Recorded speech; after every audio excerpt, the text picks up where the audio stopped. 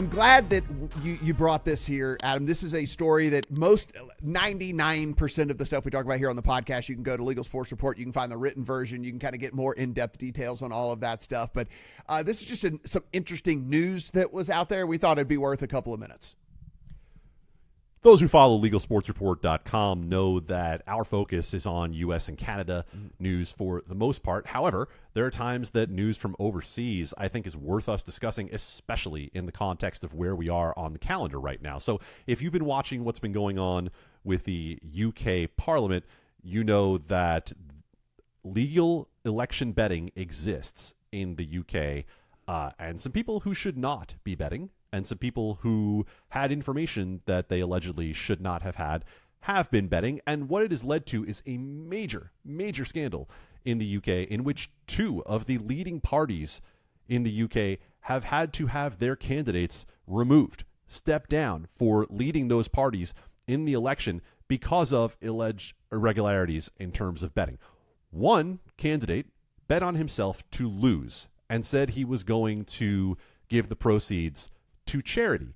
A number of police officers and other folks involved in integrity allegedly used inside information about when the date of the election was going to be set, because if you know elections overseas in the UK, it is not one static election date like it is in the United States. Well, they apparently had some inside information, allegedly, that allowed them to place wagers on this market, which, according to Reuters, is a very popular market in the UK. And for our UK-based listeners who hear me say, according to Reuters, sorry, we don't follow the market as closely as we do in the US. But here we stand, Matt, in June of 2024, just a few months away from the US presidential election, and we have heard over and over and over again the debate of whether election betting should be allowed in the United States in legal markets. You and I have been on different sides of this issue in the past. I don't imagine that any of that changed overnight, but this is something that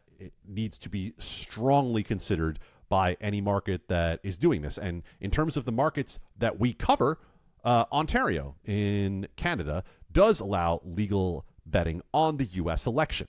Now, that's a different story than allowing folks within the same country to bet on elections. I've always brought up the idea of people betting their financial interests instead of betting their political or community interests in elections as a potential problem with election betting. I wasn't thinking about the actual candidates themselves trying to get action down, nor was I thinking about those with inside information, inside politics, trying to place bets as well. So quite the cautionary tale for any country, not just the U.S., thinking about how to do election betting going on right now in the UK. Yeah, no, it's certainly interesting. And the main thing, too, is the fact that there could be inside information involved in all of that. My stance has never been that there should be crazy big election betting. Mine was more for entertainment purposes only, right? So limit it to $100, whatever, $200, whatever it might be. And it's like you can get a little bit of action down on, you know, who you think might win election X, Y, or Z or something like that. It was never a, hey, let's make this a full-fledged market.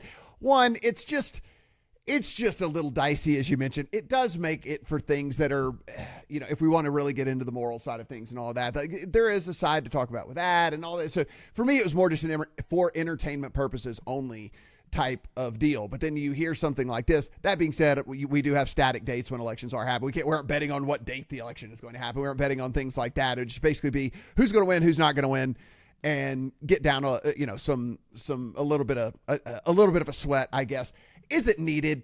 Not really, right? I mean, like that's kind of one of those things we were talking about with like the college props, right? Or the props that are available for the 13th guy off the bench or something in the NBA. Is it needed? Not really. You know, I mean, like what's it going to really do to the bottom line? I mean, like, yeah, once every 4 years in a presidential election, you might actually get some handle, but then it's 3 years in between.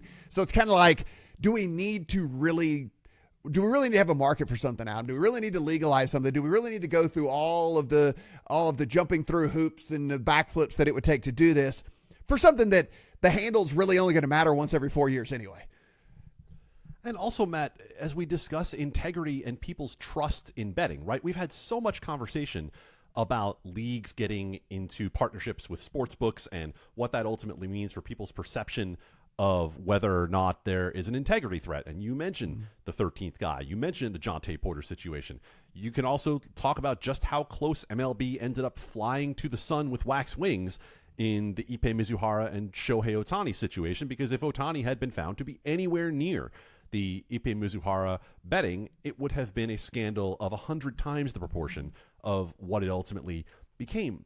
Now think about what would happen if we were talking about the integrity of an election that were compromised by betting markets. That is something that would probably swallow up the entirety of legal U.S. sports betting. And you want to know what would get Congress involved in legislating on sports betting? That is what would get Congress involved in legislating sports betting immediately, because then it would be their own interests that would be threatened. And we know that that's generally when action would be spurred. So is the juice worth the squeeze, to put it real short? I don't think that it's anywhere close.